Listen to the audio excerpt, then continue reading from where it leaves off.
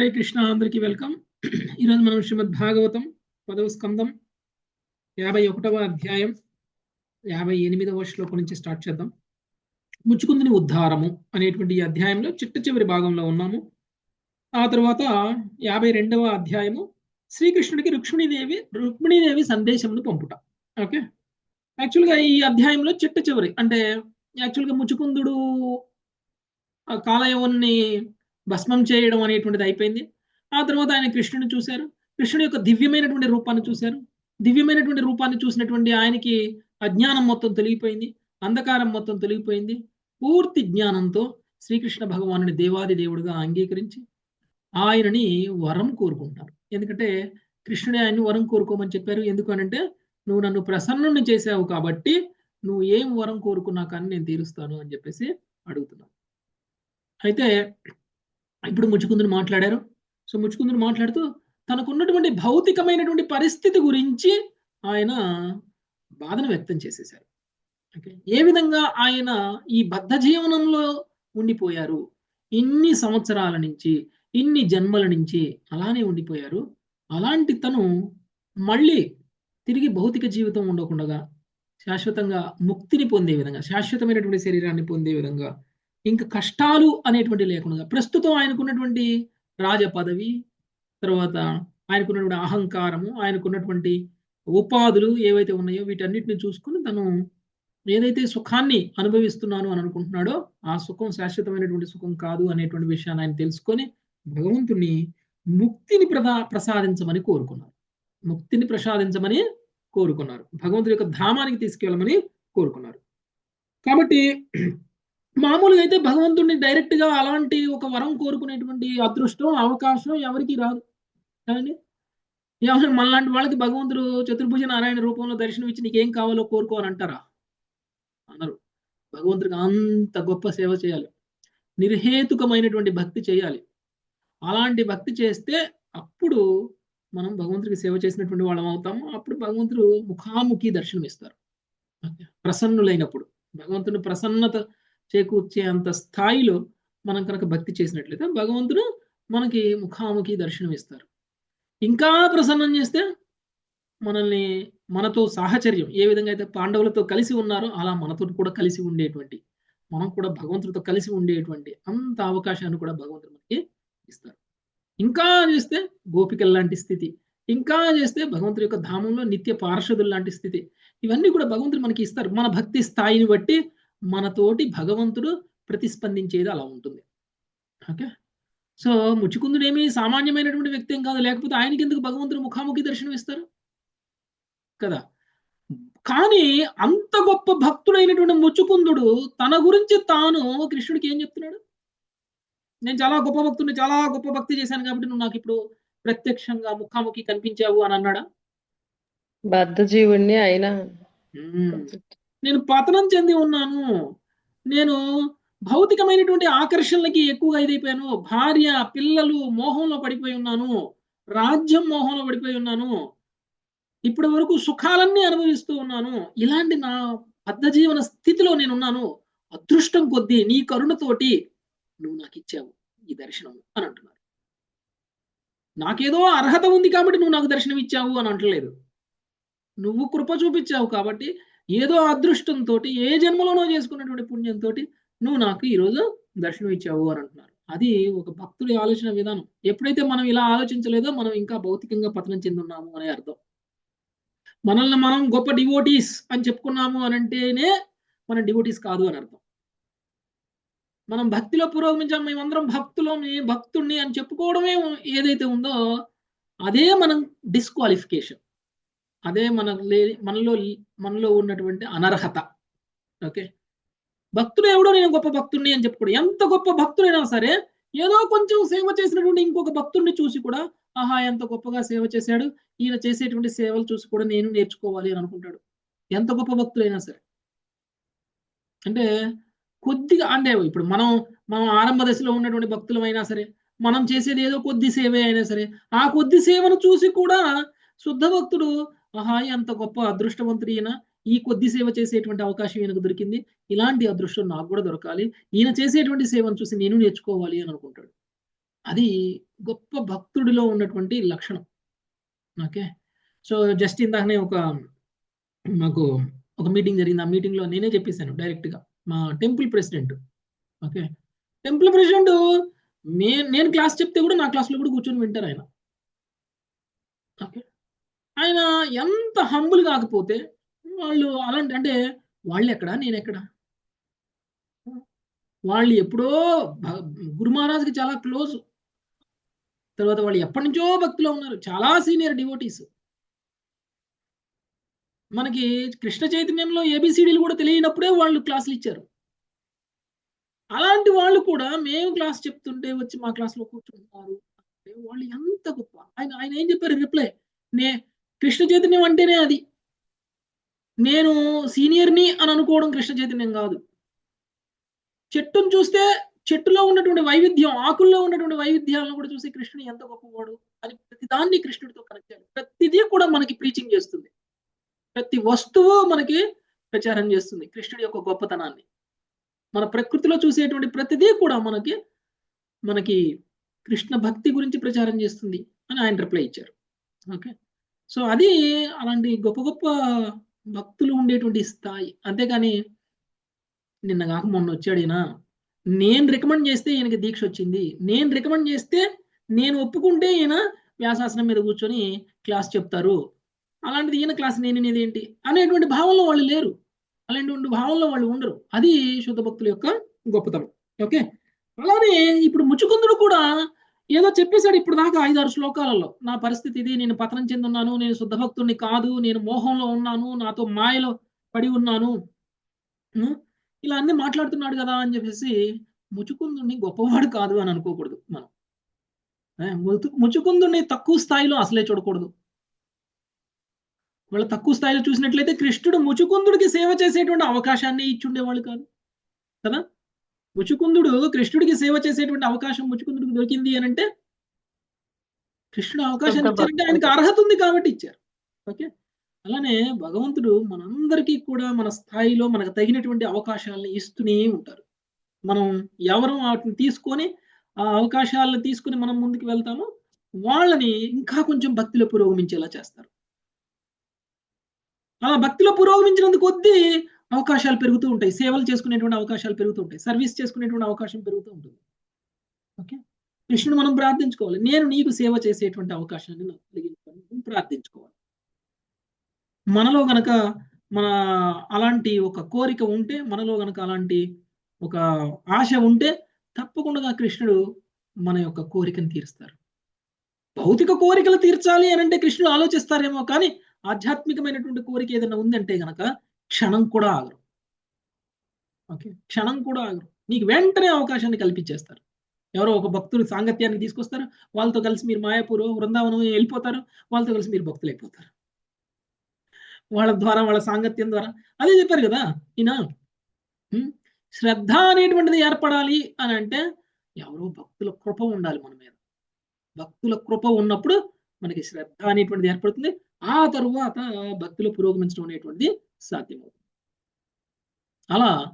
అలాంటి అదృష్టం నాకు దొరికింది, ఈరోజు మీ పాద పద్మాలని నేను చేరగలిగాను అని ముచుకుందుడు చెప్తున్నారు. ఓకే. ఇప్పుడు ముచుకుందుడు కోరుకున్నారు, ఇప్పుడు ముచుకుందుడు కోరుకున్నటువంటి కోరికని ఏ విధంగా శ్రీకృష్ణ భగవాన్ నెరవేరుస్తున్నారు అనేటువంటిది ఈరోజు మనం చూద్దాం. కృష్ణుడు ఏం చెప్తున్నారో చూద్దాం. 58వ శ్లోకం శ్రీవాణి మాతాజీ. శ్రీ భగవానువాచ భగవానువాచ సార్వభౌమ మహారాజా మతిస్తే విమలోర్జిత. సార్వభౌమ మహారాజా మతిస్తే విమలోర్జిత. వరై ప్రలోభితస్యాపి నకామైర్విహతాయతః. వరై ప్రలోభితస్యాపి నకామ్యైర్విహతాయతః. భగవానుడు పలికెను, ఓ సార్వభౌమ మహారాజా, నీ చిత్తము విమలము శక్తియుతమై ఉన్నది. వరములతో నేను ప్రలోభ పెట్టినను అది విషయ కోరికలకు లొంగలేదు. హరే కృష్ణ ప్రభుజీ. నీకు ఏ వరమైనా ఇస్తాను, సిద్ధంగా ఉన్నాను నేను అని చెప్తే మనం అందరం ఏం చేస్తాం? మనకు ముందు గుర్తొచ్చేది ఏంటి? నేను క్షేమంగా ఉండాలి, నా పిల్లలు క్షేమంగా ఉండాలి, నా కుటుంబం క్షేమంగా ఉండాలి, మాకు భవిష్యత్తులో ఎలాంటి ప్రాబ్లమ్స్ రాకుండా, ఆర్థికంగా ఎలాంటి ఇబ్బందులు లేకుండా తరతరాల పాటు అందరూ క్షేమంగా ఉండాలి అని కోరుకుంటాం. కానీ ఈయనేమంటున్నాడు, ఇక నాకు చాలు ఈ భౌతికమైనటువంటి అటాచ్మెంట్స్ అని కోరుకుంటున్నాడు. అంటే భగవంతుడు మనల్ని అందరినీ కూడా పరీక్షిస్తాడు. వరం ఇచ్చే ముందు కూడా పరీక్షిస్తాడు, ముక్తినిచ్చే ముందు కూడా పరీక్షిస్తాడు, అప్పుడు కూడా వరం ఇస్తాడు. ఇప్పుడు ధ్రువ మహారాజు కూడా తను ఘోరమైనటువంటి తపస్సు చేసిన తరువాత ఆయన వరం తీసుకో అని అడిగితే ధ్రువ మహారాజుని కూడా పరీక్షించారు. యాక్చువల్గా ధ్రువ మహారాజు భగవంతుడి గురించి ఘోరమైన తపస్సు చేయడానికి ముఖ్య ఉద్దేశం ఏమిటి? భౌతికంగా వాళ్ళ నాన్న భౌతికమైనటువంటి కోరిక, సవతి తల్లి వాళ్ళ నాన్న రాజ్య సంపద కావాలి తన ముత్తాత కంటే కూడా గొప్ప రాజ్యం కావాలి అనుకుంటున్నాడు. కావాలి అని. ముత్తాత రాజ్యం కంటే కూడా గొప్ప రాజ్యం కావాలి అని కోరుకున్నాడు. అంటే బ్రహ్మదేవుడి రాజ్యం కంటే గొప్ప రాజ్యం కావాలని కోరుకున్నాడు. ఇది ఎంత పెద్ద భౌతిక కోరిక! Yes, ప్రభు. మామూలు కాదు. నాకు ఒక ఇల్లు కావాలని కోరుకున్నంత ఈజీ కోరుకోలా, లేకపోతే నాకు ఒక బంగారు నగ కావాలి అని కోరుకున్నట్లు కోరుకోలా. పోనీ ఒక రాజ్యం కోరుకున్నారంటే అది కూడా ఓకే. ఆ రాజ్యం కూడా ఎవరు ఇవ్వలేనంత బ్రహ్మదేవుడు కూడా ఇవ్వలేనంత రాజ్యాన్ని ఆయన కోరుకున్నారు. బ్రహ్మదేవుడి రాజ్యం కంటే గొప్ప రాజ్యం ఆయన కోరుకున్నారు. అది ఎంత పెద్ద భౌతిక కోరిక! ఆయన కోరిక భౌతిక కోరికే కావచ్చు, కానీ ఆయన వెళ్ళి తపస్సు చేసింది, ఆయన వెళ్ళి సాధన చేసింది ఎవరి కోసం చేశారు? స్వయంగా నారాయణుడి కోసం. రెండు గురించి. భగవంతుడి కోసం చేశారు. కాబట్టి భగవంతుడు ప్రసన్నమయ్యి నీ కోరిక ఏంటో భగవంతుడికి తెలియదా ధ్రువుడు ఎందుకు తపస్సు చేస్తున్నాడు, ధ్రువుడు ఎందుకు భక్తి యోగంలోకి వచ్చాడు, భక్తి ఎందుకు చేస్తున్నాడు అనేది భగవంతుడికి తెలియదా? ప్రసన్నమయ్యి ఆయన నీకేం కోరిక కావాలో కోరుకో అని అడగకపోతే ఆయనకి తెలీదా? ఆయనకు తెలుసు. ఎందుకంటే అందరి మనసుల్లో ఉన్నటువంటి భగవానుడు ధ్రువ మహారాజు మనసులో కోరిక ఏంటో తెలుసుకోలేదా? తెలుసుకున్నారు, ఆయనకు తెలుసు. అయినా సరే ధ్రువుణ్ణి పరీక్షించారు. సో ఒకవేళ మనం కనుక భౌతిక కోరిక కోరుకున్నాం అనుకోండి, ఎవరైనా ఉన్నారండి ఎగ్జాంపుల్? భగవంతుడు దర్శనం అయిన తర్వాత భౌతిక కోరుకున్నటువంటి భక్తుడికి ఉదాహరణ ఇంతకుముందు ఒక భాగవతంలోనే వచ్చింది.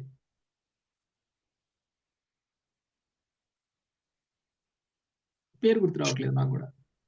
ఓకే, ఒక రాజు ఓకే భౌతిక కోరిక కోరుకున్నాడు. కానీ భగవంతుడు దర్శనమిచ్చిన తరువాత ఇంకా ధ్రువ మహారాజు కూడా భౌతిక కోరికలు కోరుకోలేదు. యాక్చువల్గా ఆయన మారిపోయారు. ఓకే, అంతా మార్చేసింది అనమాట. భక్తి ఒక వ్యక్తిని అంతగా మార్చేసింది అనమాట. ఎందుకంటే భౌతికమైనటువంటి ఆనందానికి మించినటువంటి ఆనందం ఉంది అనేటువంటిది రుచి చూసినటువంటి వ్యక్తికి భౌతిక కోరికల్ని అడగరు. అడిగితే చాలా చిన్న కోరికినట్టు అవుతుంది. అందుకని ఆయన అన్నాడు, ఓకే నీ దర్శనం ముందు నేను ఏ కోరిక కోరినా కానీ వజ్రాన్ని వదిలేసి గాజు పెంకులు నేర్కున్నట్లు అన్నారు కదా. సో అలా అన్నారు ధ్రువ మహారాజు. అందుకనే ధ్రువ మహారాజుకి ఒక ప్రత్యేకమైనటువంటి స్థానం ఉంది. భాగవతంలో ఆయన గురించి చర్చ ఉంది, భాగవతంలో ఆయన గురించి కథ ఉంది. ఎందుకుంది అంటే ధ్రువ మహారాజు యొక్క గొప్పతనం. అందుకనే ఆయనకి ధ్రువతారని ఇచ్చేశారు, ధ్రువలోకాన్ని ఇచ్చేశారు. మరి ఇతర లోకాలన్నీ కూడా ధ్రువలోకం చుట్టూ తిరుగుతూ ఉంటాయి. అలాంటి ఒక లోకాన్ని ఆయనకి ఇచ్చేశారు. పుణ్యలోకము అంటారు దాన్నే. పుణ్యలోకంకి వెళ్ళిపోయేటువంటి అవకాశం ఉంటుంది. అంటే మనం అందరం గొప్పవాళ్ళమైతే చాలా మందికి పుణ్యలోకాలలో అంటే భగవద్గీత చదివితే యాక్చువల్గా మనకి భగవద్గీత ఫలశ్రుతిలో వస్తుంది కదా. 18వ అధ్యాయం లాస్ట్లో వస్తుంది ఫలశ్రుతిలో. భగవద్గీత చదవడం వల్ల ఏమవుతుంది? భక్తి రాకపోయినా ఏమొస్తుంది? పుణ్యలోకాలకు వెళ్తారు. పుణ్యలోకం అంటే ఏంటిది? ధ్రువుడి యొక్క లోకం. అనంతకాలం పాటు పుణ్యలోకంలో ఉండి ఆ తర్వాత ముక్తిని సాధించగలుగుతాం మనం. అంత గొప్ప అంటే ధ్రువలోకానికి వెళ్తాం అంటే దేవతల లోకాలను దాటుకొని వెళ్ళిపోతాం.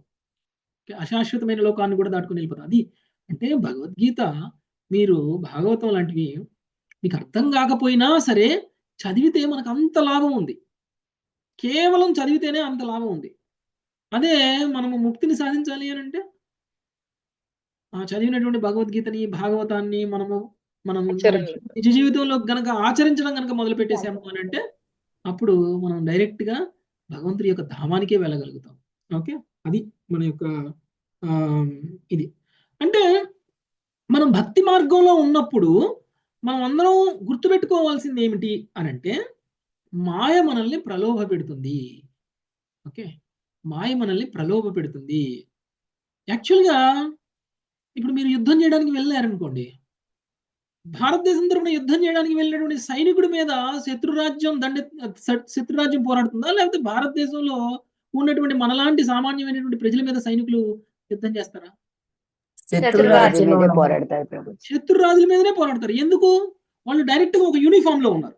ఓకే, వాళ్ళు యూనిఫామ్ లో ఉన్నారు, ఒక మిలిటరీ డ్రెస్ వేసుకుని ఉన్నారు, బార్డర్ లో నిలబడి ఉన్నారు, వాళ్ళు బుల్లెట్ ప్రూఫ్ జాకెట్లు వేసుకున్నారు, అన్ని వేసుకుని ఉన్నారు. ఓకే, వేసుకుని ఉన్నారు కాబట్టి శత్రురాజులు వాళ్ళ మీద యుద్ధం చేస్తారు. ఇప్పుడు మనం ఏం చేస్తున్నాం? మనం కూడా బుల్లెట్ ప్రూఫ్ జాకెట్ వేసుకున్నాం. ఓకే, మనం కూడా బుల్లెట్ ప్రూఫ్ జాకెట్ వేసుకొని ఉంటే మాయ మన మీద ఎక్కువ ఫైట్ చేస్తుందా, లేకపోతే నువ్వు నాకు శత్రువు కాదు, నేను నీకు శత్రువు కాదు అని వాడి పని ఏదో వాడు చేసుకుంటున్నాడు, అలాంటి వ్యక్తుల మీద దాడి చేస్తుందా మాయ? బుల్లెట్ ప్రూఫ్ వేసుకొని వాళ్ళ మీద దాడి చేస్తారు. వేసుకొని వాళ్ళ మీద మనం ప్రకటించేసాం, ఓకే నేను నీతో యుద్ధం చేయడానికి సిద్ధంగా ఉన్నాను అని కాలు దువ్వుతున్నాం మనం. మాయ మీద యుద్ధం చేయడానికి మనం యుద్ధాన్ని ప్రకటించాం కదా. మనం అందరం తిలక్ పెట్టుకొని కంటిమాల వేసుకొని, ఓకే, భాగవతాన్ని చదువుతూ మనం ఏం చేస్తున్నాం? మాయతో యుద్ధాన్ని ప్రకటించాం. ఓకే, నువ్వు నాకు శత్రువు అని చెప్పాం. మరి ఆల్రెడీ మాయకి తెలిసిపోయింది మనం శత్రువులు అని. మనల్ని వదిలేస్తుందా మాయ? వదలదు ప్రభుజీ, ఇంకా పట్టుకొని ప్రయత్నిస్తుంది, ఇంకా ట్రై చేస్తుంది. చేస్తూ ఉంటది. మనం అందరము భక్తిలోకి వచ్చేసాము, ఇంకా ఏం ప్రాబ్లం లేదు అని అనుకోవద్దు. ఓకే, మాయ మనల్ని శత్రువుగా పరిగణించడం స్టార్ట్ చేసింది. భక్తిలోకి రాగానే మనల్ని మాయ శత్రువుగా పరిగణించడం స్టార్ట్ చేసింది. కాబట్టి మిగిలిన వాళ్ళు ఛాలెంజ్ చేయనటువంటి వాళ్ళని పక్కన పెట్టి ఛాలెంజ్ చేసిన మీ గురించి ఆలోచిస్తుంది మాయ. ఎక్కువ ప్రాబ్లమ్స్ మనకి ఇప్పుడే నా గురించి ఎక్కువ ఆలోచిస్తాను ప్రభుజీ.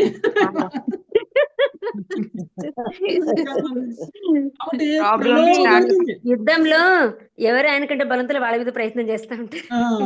మనందరి మీద మాయ ఒక కన్నేసి మనందరి మీద కన్నేసి ఉంచింది మాయ. కాబట్టి దొరకకూడదు. కానీ మీరు ఎలాంటి బట్టలు వేసుకున్నారు, ఎలాంటి బుల్లెట్ ప్రూఫ్ వేసుకున్నారంటే మాయ మిమ్మల్ని పట్టుకోలేకపోతుంది.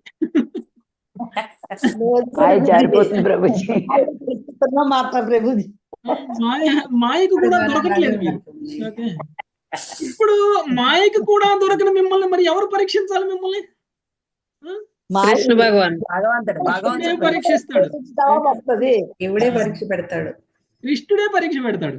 అందుకని ముచ్చుకుందులకు కృష్ణుడే పరీక్ష పెడుతున్నాడు. ఓకే, ముచ్చుకుందులకి మాయకి సంబంధించినటువంటి పూర్తి జ్ఞానం ఉంది, మళ్ళీ మాయలో ఉండాలి అని ఆయన అనుకోవట్లేదు. మాయకి సంబంధించి పూర్తి కవచం ఆయన దగ్గర ఉంది మాయ నుంచి రక్షించుకోవడానికి. అందుకని కృష్ణుడు నీకేం వరం కావాలో కోరుకో అంటున్నారు. అంటే ఇక్కడ ఏం చేస్తున్నారు? కృష్ణుడు ప్రలోభ పెడుతున్నారు, ముచ్చుకుందుండి ప్రలోభ పెడుతున్నారు. ఓకే, అందుకనే కృష్ణుడు ఆశ్చర్యపోయారు. ఇప్పుడు కృష్ణుడు మాట్లాడుతూ ఆశ్చర్యపోతున్నారు. నేను నిన్ను ఏ వరం కావాలో కోరుకో అని ప్రలోభ పెట్టినా కానీ నువ్వు భౌతికమైనటువంటి వరం అంటే నువ్వు నా పరీక్షలో నెగ్గినట్ట, ఫెయిల్ అయినట్టు. సో చాలా జాగ్రత్తగా ఉండాలి. నేను కృష్ణుడి నుంచే వరం తీసుకుంటున్నాను కదా, నేనేమి దేవీ దేవతల నుంచి వరం తీసుకోవట్లేదు కదా, భక్తుడిగా కృష్ణుడి నుంచి వరం తీసుకునేటువంటి అర్హత నాకు ఎప్పుడూ ఉంది. కాబట్టి కృష్ణుడు దొరికితే ముక్తితో పాటు భౌతిక కోరికలు కూడా కోరతాను అని అనుకున్నాం అనుకోండి, అప్పుడు ఏమైపోతుంది? కృష్ణుడి పరీక్షలో మనం ఫెయిల్ అయిపోతాం. కృష్ణుడి పరీక్షలో మనం ఫెయిల్ అయిపోతాం. భౌతికమైనటువంటి కోరికలు ఆటోమేటిక్ గా తీరుతాయి. మనము ఇప్పుడు మీ పిల్లలు చాలా ప్రేమిస్తారు కదా, చాలా ప్రేమించే మీ పిల్లలకి వాళ్ళు అడగనే అవసరాలు కూడా తీరుస్తారా లేదా? మీరు బయటికి వెళ్తే మంచి డ్రెస్ చూసారనుకోండి, అబ్బా ఇది నా కొడుకు అయితే ఎంత బాగుంటది అని మీ కొడుకు అడగపోయినా కానీ కొనేసి తీసుకొని వచ్చేసి ఇంటికి వచ్చి ఇచ్చేస్తారు కదా. కాబట్టి మీరు భగవంతుడికి అత్యంత ప్రియమైనటువంటి భక్తులుగా మారిపోయారు అనుకోండి, ఇంక మీరేం అడగవసరం లేదు భగవంతుడిని. భగవంతుడు మిమ్మల్ని రక్షించే బాధ్యత ఆల్రెడీ తీసేసుకున్నారు, అది మీరు అడగనవసరం లేదు. భగవంతుడి బాధ్యత అది. మిమ్మల్ని సుఖంగా ఉండేలా చూడడం, మీకు ఎలాంటి కష్టము లేకుండా చూడడం అనేటువంటిది భగవంతుడి యొక్క బాధ్యత. మీరు అడగకపోయినా చేస్తారు. మీ కొడుకు మిమ్మల్ని ఎదిరించినా మీరు ప్రేమిస్తారు కదా, ఎందుకు? మీరు బాధ్యత తీసుకున్నారు కాబట్టి. మీరు బాధ్యత తీసుకున్నారు కాబట్టి, మీరు ప్రేమిస్తారు కాబట్టి. ఓకే, ఆయన ఏం అడగవసరం. ఆయన మిమ్మల్ని చూసినా మిమ్మల్ని చూడకపోయినా, మీతో మంచిగా ఉన్నా మంచిగా ఉండకపోయినా ఆయన క్షేమం కోరుకుంటారు. ఆయన క్షేమానికి మీరు వీలునామాలు కూడా రాస్తారు. ఓకే, ఉన్నదంతా వాడి పేరు మీద రాసేస్తారు. కృష్ణుడు కూడా అలానే చేస్తారు, నమ్మండి. హరి బోల్ ప్రభుజీ. కాకపోతే మనం చేయాల్సింది ఏంటి అంటే ప్రలోభాలకి లొంగకూడదు. ప్రలోభాలకి లొంగాల్సినటువంటి అవసరం లేదు. మనం భగవంతుడి పరీక్షలో కూడా నెగ్గాలి. అందుకనే మాయ కట్టం తెరుచుకోగానే యోగమాయ కట్టం స్టార్ట్ అవుతుంది. భగవంతుడిని చేరడానికి 2 కట్టలు అడ్డం ఉంటాయి. ఓకే, ఎవరైతే భౌతిక జీవితంలో ఉన్నారో వాళ్ళకి 2 కట్టలు అడ్డం ఉన్నాయి. ఎవరైతే భక్తి జీవితంలో ఉన్నారో వాళ్ళకి ఒకటే కట్టం. భగవంతుని చేరుకోవడానికి ఒకటే కర్టన్ అడ్డం ఉంది. ఏంటిది అది? యోగమాయ. సో అదనమాట. మనం ఆల్రెడీ ఒక కట్టను దాటుకొని ఉన్నాం లోపల. ఓకే, 2వ కట్టను కూడా ఓపెన్ చేస్తే దర్శనం అయిపోతుంది, భగవంతుడి దర్శనం అయిపోతుంది. ఆ 2వ కట్టను ఓపెన్ చేయడం అంటే యోగమాయ పరీక్షలో ఉన్నట్టు అనమాట. మనం యోగమాయ పరీక్షలో నెగ్గినప్పుడు ఆ కట్టను కూడా తెలుసుకుంటాం. ఓకే, మీరు యోగమాయ కట్టను కూడా తెరిచేశారనుకోండి, అప్పుడు కృష్ణుడు ముఖాముఖి దర్శనం ఇచ్చి కూడా మిమ్మల్ని వరాలు అడుగుతారు. మళ్ళీ కట్టను మూసి చేయడానికి ట్రై చేస్తారు. ఓకే, ఏ కట్టను మూయడానికి ట్రై చేస్తారు? ఫస్ట్ కట్టను, 2వ కట్టను. డైరెక్ట్ గా యోగమాయ కట్టను కూడా తెలుసుకొని కృష్ణుడు దర్శనం తీసుకున్నటువంటి మనకి కృష్ణుడు కనుక ప్రలోభ పెడితే, ఆ ప్రలోభాలకు కనుక మనం లొంగిపోయాము అని అంటే డైరెక్ట్ గా మీ మహామాయ కట్టను వెనకాల పడేస్తారు, తీసుకొచ్చి మళ్ళీ యోగమాయ కట్టంలో కూడా కాదు, మహామాయ కట్టంలో. అందుకని ఇక్కడ కృష్ణుడు మాట్లాడుతూ ప్రలోభాలు పెట్టాను అయినా సరే నువ్వు లొంగలేదు, నువ్వు చాలా ఉత్తముడివి అని చెప్పేసి కృష్ణుడు ముచ్చుకుందుని ఉద్దేశించి అంటున్నాడు. నెక్స్ట్ 59. ఎప్పుడు వెనక్కి ముందుకి జంప్ అవుతున్నాం ప్రభుజీ. ఓకే, నిన్న చదవని వాళ్ళకి ఫస్ట్ ఛాన్స్ ఇస్తాను ఈరోజు. అమృతమాత చదవండి. ప్రలోభితో వరైర్యత్వం అప్రమాదాయ విద్ధి తత్. అమృతమాత లేరా? హరే కృష్ణ ప్రభుజీ. ప్రలోభితో వరైర్యత్వం అప్రమాదాయ విద్ధి తత్. నధీరేకాంత భక్తానాం ఆశీర్భిర్భిద్యతే క్వచిత్. నధీరేకాంత భక్తానాం ఆశీర్భిర్భిద్యతే క్వచిత్. నీవు మాయకు లోబడవని నిరూపించుటకే నిన్ను వరములచే ప్రలోభ పెట్టి తిన్నని తెలుసుకొనుము. నా విశుద్ధ భక్తుల బుద్ధి ఎన్నడును లౌకిక వరములచే దారి తప్పదు. హరే కృష్ణ ప్రభుజీ. సో ఎప్పుడైతే మనం భక్తిలో పురోగమిస్తామో ఇంతకు ముందు మనకి ఏదైతే నచ్చుతుందో అది నచ్చకుండా పోతుంది. ఓకే, మనం అందరం అనుకుంటాము చాలా చాలా డిఫరెన్స్ వస్తుంది మన లైఫ్ లోని, చాలా డిఫరెన్స్ వస్తుంది. ఒక్కసారి మనం భక్తిని శ్రద్ధగా యాక్సెప్ట్ చేసేసాం అనుకోండి, ఓకే, ఇంతకు ముందు మనకి బాగా నచ్చింది కూడా ఇప్పుడు నాకు వద్దనిపిస్తుంది, చాలా కమిట్మెంట్ వస్తుంది మనకి. అందుకనే భక్తిలో పురోగమించినటువంటి వ్యక్తి అనేటువంటి విషయాన్ని నిరూపించడం కోసమే భగవంతుడు మనకి ప్రలోభాలను ఇస్తూ ఉంటారు. అప్పుడప్పుడు మంచి స్మెల్ బిర్యానీ స్మెల్ ఇంట్లో వండుతూ ఉంటారు. ఓకే, మనం తినం, అందులో ఉల్లిపాయలు ఎల్లిపాయలు గుమగుమలాడేటువంటి మసాలాలు వేసి మనకి మంచిగా స్మెల్ వినిపిస్తుంది. అలాంటి స్మెల్ చూసినటువంటి మనకి దాని మీద వెంటనే తినాలి అనేటువంటి కోరిక కల్పించేలా చేస్తారు. ఓకే, సో మనం ఏం చేస్తాం, ఈ ఒక్కసారికి తిందాంలే అని అనుకుంటాం కదండి, ఈ ఒక్కసారికి ట్రై చేద్దాంలే, ఇంకొకసారి లేదు ప్రభుజీ, ఎన్ని వాసనలు వచ్చినా అనిపించట్లేదు. నేను మీ గురించి మాట్లాడలేదు, మళ్ళీ అనుకోలేదు.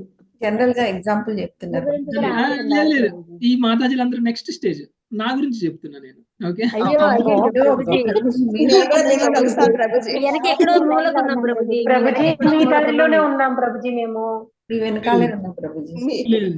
అయితే ఎప్పుడైతే మనలో విశుద్ధ భక్తి అనేటువంటిది వస్తుందో ఇంకా దాని మీద అసలు ఆలోచన రాదు. ఎవరైనా చేసినా, ఎవరైనా చూపించినా, ఎవరైనా ప్రలోభ పెట్టినా, రా ఈ ఒక్కసారికి తిండి కానీ, రా ఈ ఒక్కసారికి తాగుదు కానీ అని చెప్పినా కానీ మనకి ఆ, మనకి మన మీద మనకే అసహ్యం వేస్తుంది. ఒకసారి ఒక్కవేళ దాని వైపు చూడాలి అని అనుకున్నా కానీ మన మీద మనకే అసహ్యం వేస్తుంది. ఓకే, అంతే ఒక పరిస్థితి మనకు వస్తుంది. అందుకనే లౌకికమైనటువంటి ఆ కోరికలను తీర్చుకునేటువంటి ఏర్పాటు మీకు జరుగుతుంది ఇప్పుడు. ఓకే, భక్తిలోకి వచ్చినటువంటి వాళ్ళకి ఇంకా ప్రలోభాలు పెరుగుతాయి. ఓకే, పెరిగినప్పుడు మనం ఎలా ఉంటాము అనేటువంటిదే, మనం ఆ పరీక్షలో నెగ్గుతామా లేదా అనేటువంటిది మనకి భగవంతుడు పెడుతున్నటువంటి పరీక్ష. ఓకే, అందుకనే ఇప్పుడు చెప్తున్నారు, నేను నిన్ను నీకు వరం ఇస్తాను అని ఎందుకు అన్నాను అని అంటే, నువ్వు ఇంకా లౌకికంగా లేవు అనేటువంటి విషయం ఈ లోకానికి నిరూపించడం కోసం చేశాను నేను అని చెప్తున్నారు. ఓకే, నెక్స్ట్ 60వ ప్రభుజీ అక్కడ అనిపిస్తుంది కానీ ఇంటికి వచ్చి చేసుకోవటానికి ఇంటికి వచ్చి చేసుకొని తినాలనిపిస్తుందా? ఆహా అవేయకుండా ప్రభుజీ బిర్యానీ అట్లా చేసుకుందాం అనిపిస్తుంది అక్కడ తినకపోయినా. తప్పేం లేదు మాధవి, చేసి మీరు ఆఫర్ చేసి తింటారు కాబట్టి ఆఫర్ చేసి తప్పేం లేదు, తినండి మాధవి. నెక్స్ట్ 60వ శ్లోకం. లక్ష్మీ ఆత్మకూరు మాధవి. హరే కృష్ణ. యుంజానానామ భక్తానాం ప్రాణాయామాధిపర్మణః నింజాయానానామ భక్తానాం ప్రాణాయామాదిభిర్మనః అక్షీణవాసనం రాజన్ దృశ్యతే పునరుత్థితం. అక్షీణవాసనం రాజన్ దృశ్యతే పునరుత్థితం. ప్రాణాయామాది పద్ధతుల్లో నెలకొనిడి భక్తులు చిత్తములు విషయవాసనల నుండి పూర్తిగా శుద్ధిపడి ఉండవు.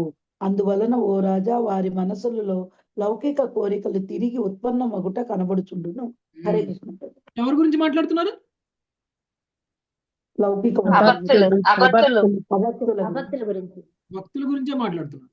ఎలాంటి భక్తుల గురించి మాట్లాడుతున్నారు?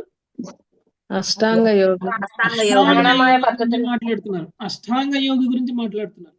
అష్టాంగ యోగులకు కూడా కోరికలు తీరకుండా ఉండవు. ఓకే, కోరికలు ఇంకా వాళ్ళ కోరికలు ఉంటాయి. వాళ్ళ ఇంద్రియాలు ఇంకా కోరుకుంటూనే ఉంటాయి. వాళ్ళ ఇంద్రియాలు ఈ విషయ వాసనల నుంచి ఇంకా పూర్తిగా శుద్ధిపడలేదు. కానీ భక్తులకి శుద్ధిపడదు.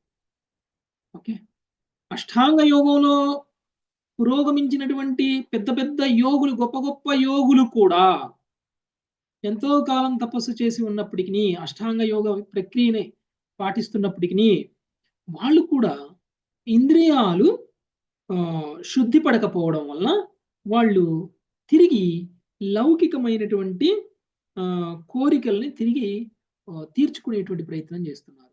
కానీ నువ్వు వాళ్ళకంటే ఉత్తమమైనటువంటి వాడివి. ఎవరు? ముచుకుందుడు అష్టాంగ యోగి కంటే గొప్ప. ఎందుకు? అష్టాంగ యోగి ఎవరున్నారండి? పతనం చెందిన అష్టాంగ యోగులు. అష్టాంగ యోగి, పతనం చెందిన అష్టాంగ యోగికి ఉదాహరణ విశ్వామిత్రుడు. ఓకే, ఇంకొక అతని పేరు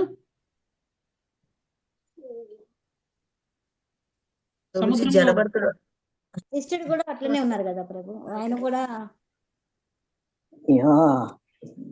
సముద్రంలోకి వెళ్ళి కూర్చొని తపస్సు చేస్తూ ఉంటే చేపలు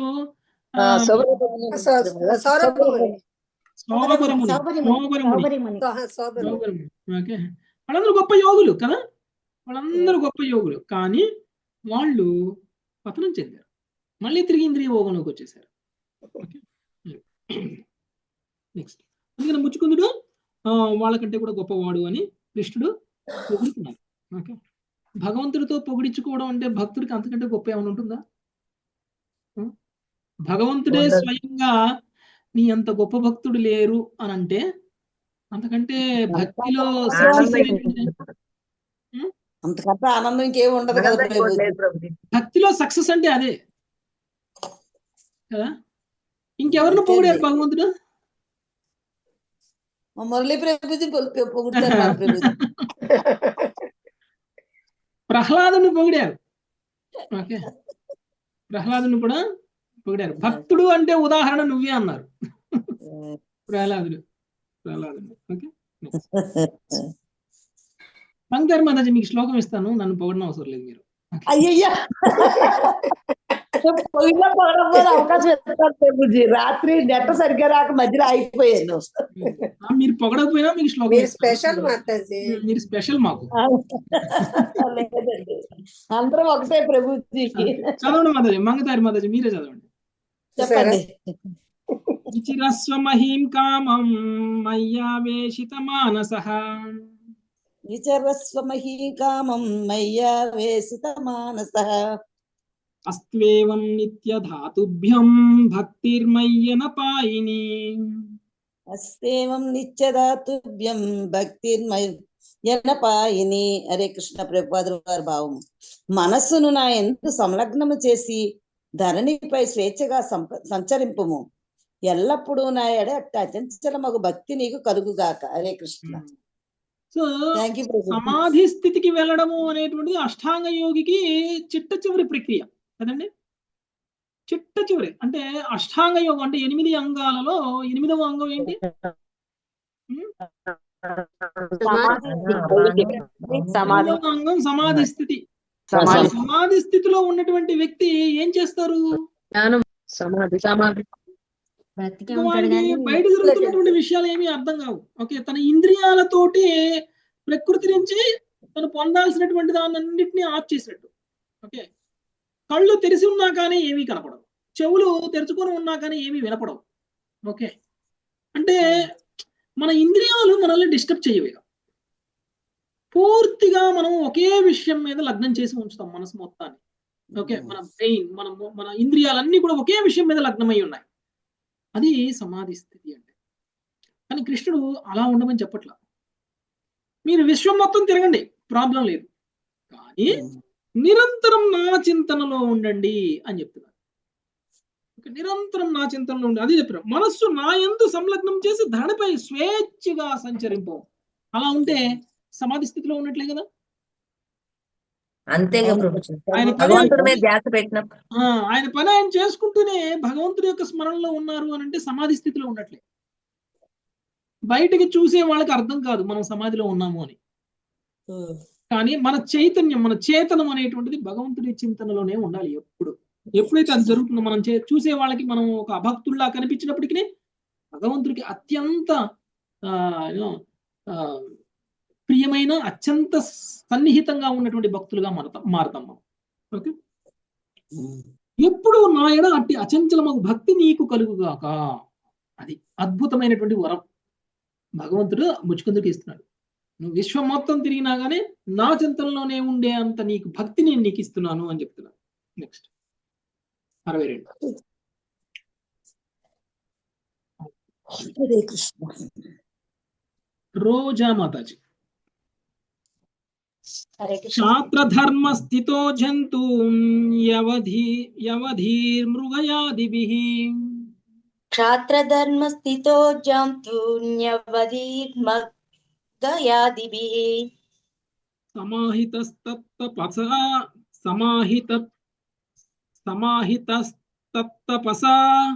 జహ్యాగం మధుపాశ్రితః.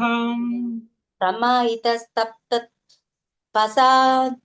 జహ్యుగం మధుపాశ్రితః.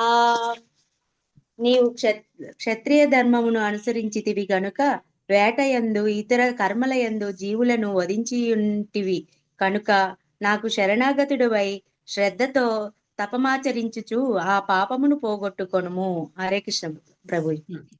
ఓకే, నీవు క్షత్రియ ధర్మమును అనుసరించుదువు కనుక వేటయందు ఇతర కర్మలయందు జీవులను వధించేటివి కనుక నాకు శరణాగతుడివి శ్రద్ధతో తపమాచరించు ఆ పాపమును పోగొట్టుకోను. యాక్చువల్గా క్షత్రియులు క్షత్రియ ధర్మాన్ని అనుసరిస్తున్నప్పుడు మరి పాపం ఎందుకు వస్తుంది? స్వధర్మం కదా. యుద్ధం చేయడం ప్రీత్యర్థంగా చేయకపోతే పాపం వస్తుంది. ఇంకోటి ఇంద్రియ ప్రీత్యర్థం చేసినట్లయితే పాపం వస్తుంది.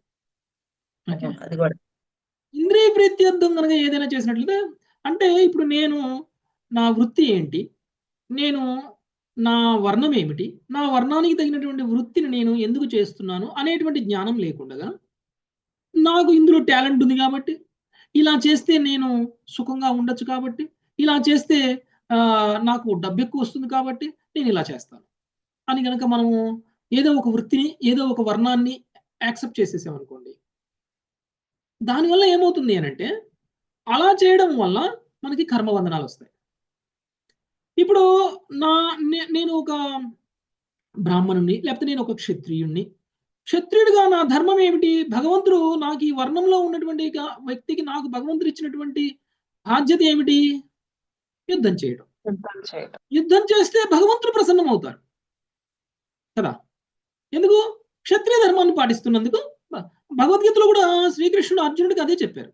ఓకే, అర్జునుడు ఏమన్నాడు? నేను ఇంతమందిని చంపితే పాపం వస్తుంది అని అన్నాడు. కృష్ణుడు ఏమన్నాడు? ఇంతమందిని చంపకపోతే నీకు పాపం వస్తుంది అని అన్నాడు. ఉల్టా. ఎందుకు?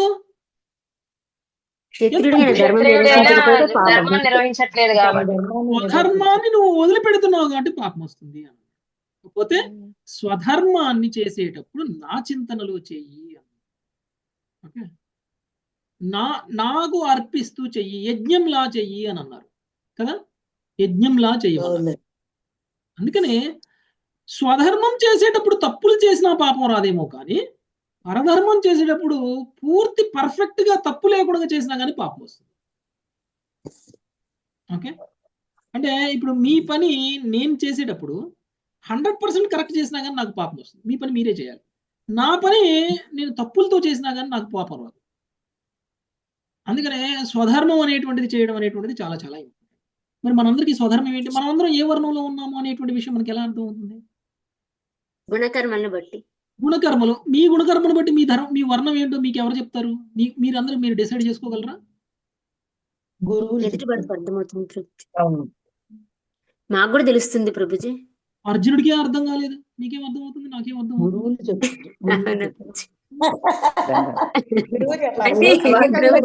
అంటే ఇప్పుడు మా గుణాలు మీకు అర్థమవుతున్నాయి కదా, మేము గృహిణులం ప్రభుజీ.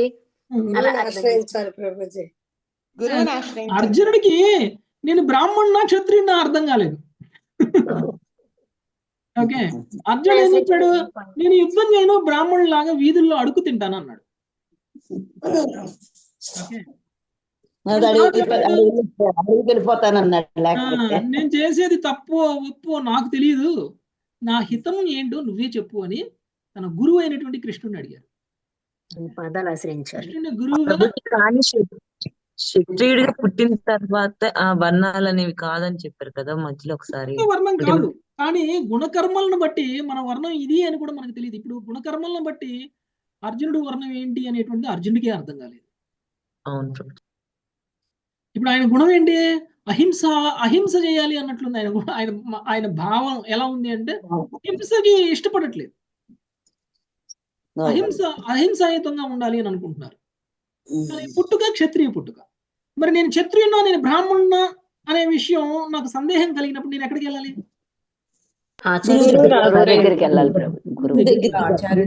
గురువు దగ్గరికి వెళ్ళాలి. కాబట్టి గురువును పొందినటువంటి ప్రతి వ్యక్తికి ఏ వర్ణానికి సంబంధించినటువంటి వ్యక్తి కాదు.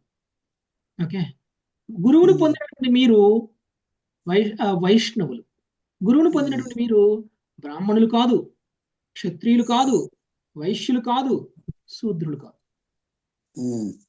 మీరెవరు? వైష్ణవులు. వైష్ణవులు వర్ణాశ్రమ ధర్మానికి బయట ఉన్నారు, పైన ఉన్నారు. సో మీరు వైష్ణవులుగా ఏ పని చేసినా తప్పులేదు. స్కూల్ టీచర్గా అయినా చేయొచ్చు, లేకపోతే బస్ కండక్టర్గా అయినా చేయొచ్చు, లేకపోతే రాజకీయ నాయకుడిగా అయినా ఉండవచ్చు, లేకపోతే ఒక సాఫ్ట్వేర్ కంపెనీలో ఎంప్లాయీగా అయినా ఉండవచ్చు, లేకపోతే కూలి పని అయినా చేయొచ్చు. ఏం చేసినా ఆ కర్మ వల్ల మీకు కర్మబంధనం రాదు. గురువు ఆజ్ఞ తీసుకొని చెయ్యాలి కదా. మనం ఆల్రెడీ గురువు యొక్క షెల్టర్ లో ఉన్నాము. సో గురువు చెప్పినట్లు, ఇప్పుడు గురువు మనకి 4 నియమాలు ఇచ్చారు, గురువు మనకి కొన్ని ఉపదేశాలు ఇచ్చారు, గురువు కొన్ని తన శిష్యులు ఎలా ఉండాలి అనేటువంటి విషయాన్ని కోరుకున్నారు. అలా ఉంటూ మనం ఏదైనా చేయొచ్చు. గురువు చెప్పినటువంటి నియమ నిబంధనలను పాటిస్తూ ఒక వైశ్య వృత్తి అయినా చేయొచ్చు, క్షత్రియ వృత్తిలో అయినా ఉండొచ్చు, లేకపోతే శూద్ర వృత్తిలో అయినా ఉండొచ్చు, బ్రాహ్మణ వృత్తిలో అయినా ఉండొచ్చు. సో నేను నా వర్ణానికి సంబంధించిన పని చేస్తున్నాను, ఇందులో మరి తప్పు జరుగుతుందా, ఒప్పు జరుగుతుందా, దీనివల్ల నాకు కర్మబంధనం వస్తుందా అనేటువంటి భయమే అవసరం లేదు. ఎప్పుడు మనం గురువు యొక్క ఆజ్ఞ ప్రకారం జీవితంలో కర్మలు చేస్తున్నప్పుడు. ఓకే, సో అదే ప్రభుజీ, నేను ఈ ప్రశ్న దీంట్లోకి వచ్చిన దగ్గర నుంచి అడుగుతానే ఉన్నా ప్రభుజీ. నాకు ఆన్సర్ ఇవాళ తెలిసింది. మిమ్మల్ని తప్ప అందరిని అడిగాను ప్రభుజీ. పాండవులు అందరూ క్షత్రియులు అంటున్నారు, పుట్టుకతో క్షత్రియులు, గుణకర్మల ప్రకారం చెయ్యాలంటున్నారు. మరి అందరూ యుద్ధం చేయటం ఏంటని కూడా అడిగా ప్రభుజీ. నాకు ఆన్సర్ అర్థం అవ్వలేదు, చెప్పారు కానీ ఇప్పుడు మనం అనుకుంటాం గుణకర్మ ఆధారంగా అనుకుంటాం, మనం కొన్ని గెస్ చేసుకుంటాం. ఓకే, అది కరెక్టా కాదా అనేది మనకు మన గురువే చెప్పాలి. అందుకనే గురువు ఇన్స్ట్రక్షన్ ఫాలో అయితే మీరు వర్ణాశ్రమ ధర్మంలో లేనట్లే. ప్రభుజీ, ఇప్పుడు గుణకర్మ అంటే మన స్వభావం కింద కూడా వస్తుంది కదా? మన స్వభావము, మనం చేసేటువంటి పనులు, మన వృత్తి. మన వృత్తి మన యొక్క వర్ణాన్ని నిర్దేశిస్తుంది. ప్రభుజీ, ఇప్పుడు మేము బయటకు వెళ్ళినప్పుడు క్యాస్ట్ ఏంటని అడిగితే వైష్ణవులు అని చెప్పేసుకోవడం ప్రభుజీ. మీరు బ్రాహ్మణులు అని చెప్పుకోవచ్చు, వైష్ణవులు అని చెప్పుకోవచ్చు. ఓకే, వైష్ణవులు అని చెప్తే ఎవరికి అర్థం కాదు, అందుకని మీరు బ్రాహ్మణులు అని చెప్పుకోవచ్చు. ఓకే,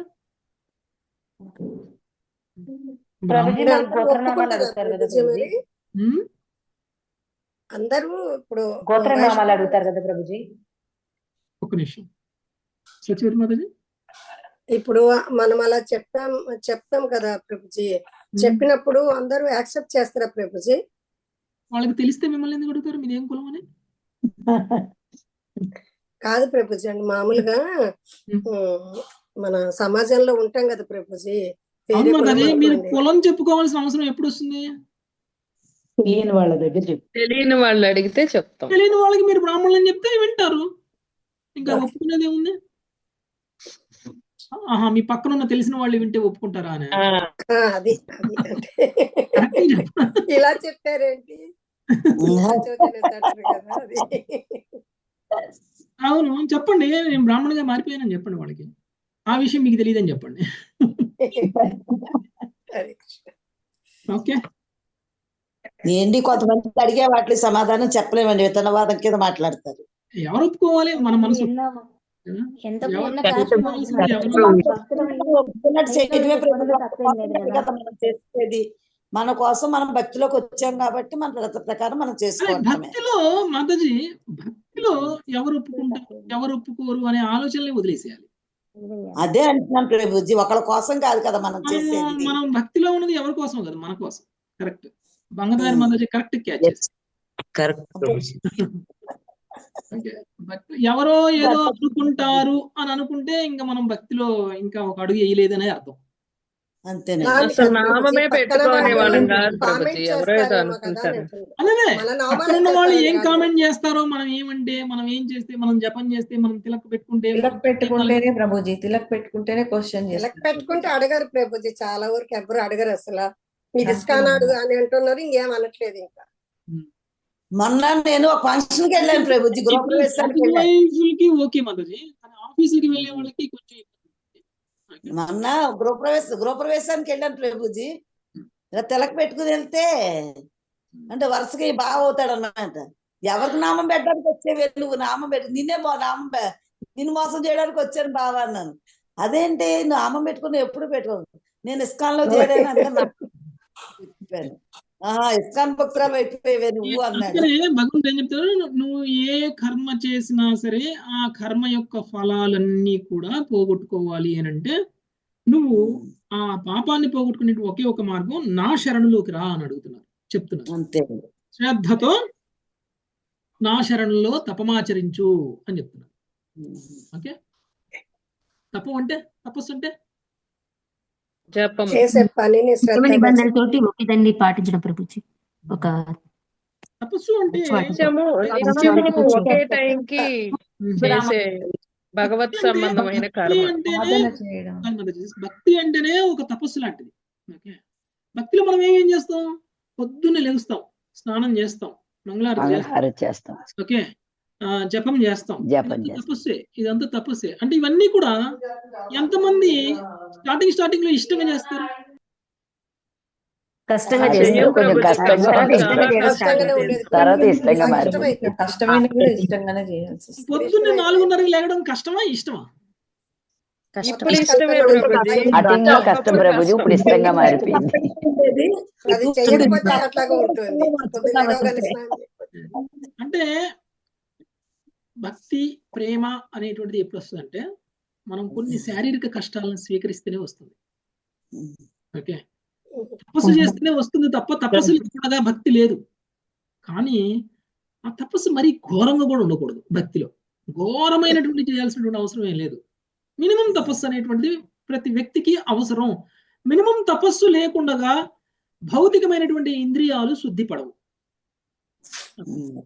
ఈ భౌతికమైనటువంటి ఇంద్రియాలని ఆధ్యాత్మికంగా మార్చడం అంటేనే, భౌతికమైనటువంటి ఇంద్రియాలని ఆధ్యాత్మికంగా మార్చడం అంటేనే తపస్సు. ఓకే, ఈ తపస్సు అనేటువంటిది లేకపోతే, అందుకనే మనం ఏం చేస్తాం, పొద్దున్నే 4ంటికి లేవడం, స్నానం చేయడం, జపం చేయడం, మంగళారతి చేయడం, ఇవన్నీ అలవాటు అయిపోయినాయి. కాబట్టి ఇది మనకు తపస్సులాగా అనిపించట్లేదు. ఇప్పుడు నార్మల్ అయిపోయింది. అందుకనే మన తపస్సుని ఇంకొంచెం పెంచాలన్నమాట. ఏం చేస్తాం మనం అప్పుడు? ఏకాదశికి వ్రతం చేసేస్తాం, ఏమి తినకుండా. ఓకే, ఏకాదశి తినకుండా ఉండడం కూడా అలవాటు అయిపోయింది అనుకోండి. అప్పుడు ఏం చేయాలి మనం? ఇప్పుడు అది కూడా అలవాటు అయిపోయింది. అది కూడా తపస్సులాగా అనిపించట్లేదు మనకి. అప్పుడు సర్వీస్ చేయాలి ప్రభుజీ, సర్వీసులు చేయాలి. తర్వాత గురువులు, ఆచార్యులు, పూర్వ ఆచార్యులు వాళ్ళ అంతర్ధాన ఆవిర్భావ దినోత్సవాల్లో కూడా మనం ఉపవాసాలు ఉండడము, ఇలాంటివన్నీ చేయాలి. ఓకే, సో ఇంకా ఏంటంటే కొంచెం కష్టాన్ని తీసుకురావాలి మన శరీరానికి. ఎలా? ప్రచారం చేయడానికి వెళ్ళాలి, ప్రచారం చేయాలి. ఓకే, సాధ్యమైనంత వరకు గురించి తెలియచేయాలి, బుక్స్ డిస్ట్రిబ్యూట్ చేయాలి. ఇవన్నీ కూడా మన శరీరానికి మనం తీసుకోగలిగినటువంటి తపస్సులు, అవన్నీ చేయాలి. ఇదంతా మనకి కృష్ణుడి మీద ప్రేమ ఉన్నప్పుడు చేస్తాం కదా. కృష్ణుడి మీద ప్రేమ లేదు, టెంపుల్ సేవ కూడా అంతే కదా ప్రభుజీ. టెంపుల్ సేవ ఇవన్నీ కూడా. ఓకే, శ్రద్ధతో తపమాచరించుము, అప్పుడు నీ పాపాలను పోగొట్టుకోవాలా అని చెప్తున్నాను. Next 63 Manjulatha Mata. జన్మన్యనంతరే Rajam సర్వభూతాసు హృత్తమః. జన్మన్యనంతరే Rajan సర్వభూతాసు హృత్తమః. భూత్వా ద్విజవరస్త్వం why మాము వైశ్యసి కేవలం. భూత్వా ద్విజవరస్త్వం వై మాము పైష్యసి కేవలం. రాజా, రాబోవు జన్మమున నీవు సర్వజీవులకు పరహితుడవగు ఉత్తమ బ్రాహ్మణుడవై నిక్కముగా కేవలము నన్నే పొందగలవు. శ్రీల ప్రభుపాదుల వారి భాష్యము. సుహృదం సర్వభూతాన జ్ఞాత్వా మాం శాంతి మృచ్చతి. సకల జీవులకు పరమ లాభమును గూర్చువానిగా నన్ను తెలుసుకుని మనుజుడు పరమశాంతిని బడయగలడు అని శ్రీకృష్ణ భగవానుడు భగవద్గీత 5.29 యందు పలికెను. శ్రీకృష్ణుడు అతని విశుద్ధ భక్తులు మోహసాగరం నుండి పతిత జీవులను కాపాడుటకు కలిసి పనిచేయుదురు. కృష్ణ చైతన్యోద్యమము అనగా హరినామ సంకీర్తనోద్యమము యొక్క నిజమైన అర్థమిదియే. శ్రీమద్ భాగవతమునందలి ముచుకుందని ఉద్ధారము అను దశమ స్కంధములోని 51వ అధ్యాయమునకు కృష్ణ కృపామూర్తి శ్రీల ఏసీ భక్తి వేదాంత స్వామి ప్రభుపాదుల వారి వినమ్ర శిష్య ప్రణీతముకు భాష్యము సమాప్తము. హరే కృష్ణ ప్రభు. రాజుకు వరం ఇచ్చేశారు. ఏమని ఇచ్చేశారు? నువ్వు ఒక ఉత్తమమైనటువంటి బ్రాహ్మణుడిగా జన్మ తీసుకొని భక్తి యోగంలో ఉండి నన్ను పొందగలవు అప్పుడు అని చెప్తున్నారు. ఓకే, సర్వజీవులకు పరమహితుడు ఒక ఉత్తమ బ్రాహ్మణుడివై అంటే ఎలా అన్నారు? అలా సర్వజీవులకి పరమహితుడు అయినటువంటి ఉత్తమ బ్రాహ్మణుడిగా జన్మ తీసుకోవాలి అని చెప్తున్నారు. అంటే ఎలా అన్నట్లు? ఆచార్యుడుగా. ఓకే, అంటే అందరికీ భగవంతుడి యొక్క తత్వాన్ని బోధించేటువంటి వ్యక్తిగా. ఓకే, సో మరి అప్పుడే కదా. ఇప్పుడు భక్తి అంటే ఎవరైనా చేస్తారు. భక్తిలో పురోగమించడము అని అంటే నేను పొద్దున్నే లేవడం, నేను పూజలు చేయడము, నేను నిష్ఠగా ఉండడము, నేను ఉపవాసం ఉండడం, ఇది మాత్రమే కాదు భక్తి అంటే. ఓకే, భక్తిలో పురోగమించడం అంటే నేను భక్తి చేస్తూ ఎంతమందితో భక్తి చేయించగలుగుతున్నాను, ఓకే, నాతో పాటు ఎంతమంది భక్తి చేస్తున్నారు, ఇది భక్తి అంటే.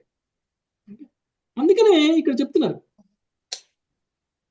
సర్వజీవులకు పరమహితుడుగా ఉండాలి అంటే అందరినీ భక్తులుగా మార్చాలి. ఓకే, అప్పుడు నిక్కముగా నన్ను పొందగలవు. సో గుర్తుంచుకోండి, మనము భగవంతుడిని పొందేటువంటి ఈజీ మార్గం ఏమిటంటే మనం భక్తులు అవడం కాదు, మనమే ఇంకొకరిని భక్తులుగా మార్చగలం. ఓకే, అప్పుడు భగవంతుని ఈజీగా పొందగలుగుతాం. అందుకని భగవంతుడు భగవద్గీత చివరిలో 18వ అధ్యాయంలో అదే చెప్పారు, ఎవరైతే దీన్ని బోధిస్తారో వాళ్ళు అత్యంత ప్రియమైన వాళ్ళు నాకు అని. ప్రపంచంలో ఎక్కడ ఎవరు కూడా అంతకంటే ప్రియమైన వాళ్ళు లేరు అని చెప్పారు. కాసేపు అయింది ఇచ్చి మీకు నేను అప్పటి నుంచి ఆగా వస్తుంది నేనేమి చేయాలి మాతాజీ. ఓకే, సో ఈ విధంగా ప్రత్యేకించి కృష్ణ చైతన్య ఉద్యమం చూస్తే కృష్ణ చైతన్యంలో ఉన్నటువంటి వ్యక్తులందరూ కూడా ఒక ప్రత్యేకత ఉంది. మిగిలినటువంటి భక్తి మార్గాల కంటే కృష్ణ చైతన్య భక్తి మార్గం ఏదైతే ఉందో ఉన్నటువంటి ప్రత్యేకత ఏంటి? భక్తులను తయారు చేయడం,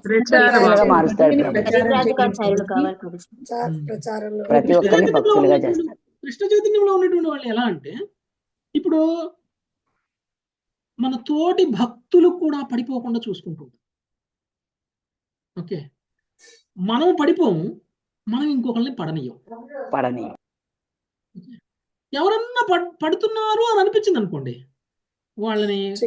వాళ్ళకి కావాల్సిన కేరింగ్ అంతా తీసుకుంటాం. ఓకే, వాళ్ళతో మాట్లాడతాం, వాళ్ళ ప్రాబ్లం ఏంటో తెలుసుకుంటాం, వాళ్ళ కష్టం ఏంటో తెలుసుకుంటాం, వాళ్ళ కష్టాల నుంచి బయటపడడానికి అవసరమైతే మనం కూడా సహాయం చేస్తాం.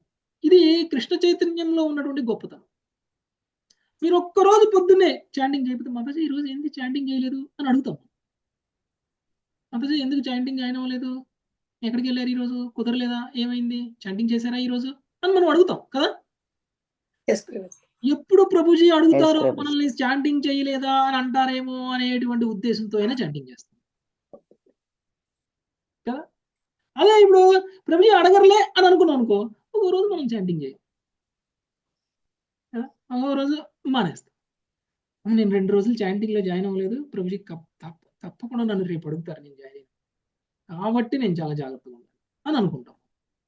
అంటే స్టార్టింగ్లో ఎలా ఉంటుంది అని అంటే, ఓకే ఇతర భక్తులు నన్ను ప్రశ్నించే విధంగా నేను ఉండకూడదు అనేటువంటి ఉద్దేశంతో చేసిన ఆ తర్వాత మనం కూడా ఇంకొకళ్ళు అడుగుతాం, ఓకే వేరే భక్తులు కూడా సాధనలో దృఢంగా ఉన్నారు అనేంత వరకు మనం కేరింగ్గా ఉంటాం.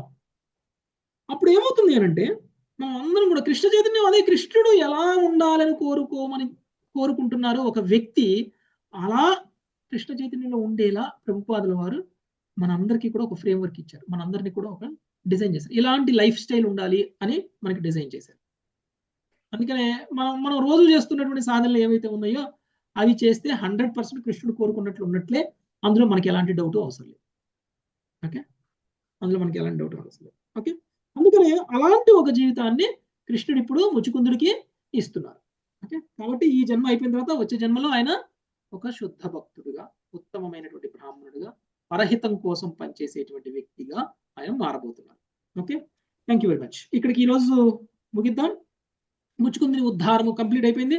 ఇక 52వ అధ్యాయం రుక్మిణీదేవి సందేశాన్ని పంపుట శ్రీకృష్ణుడికి. ఓకే, సో ఇది మనం రేపు చూద్దాం. ఫ్రెష్గా రేపు స్టార్ట్ చేద్దాం love story. Okay, thank you very much. Hare Krishna. వంఛాకల్పతరుభ్యశ్చ వైష్ణవేభ్యో నమో నమః. హరే కృష్ణ హరే కృష్ణ కృష్ణ హరే హరే రామ హరే రామ హరే హరే. థ్యాంక్ యూ ప్రభుజీ. హరే కృష్ణ.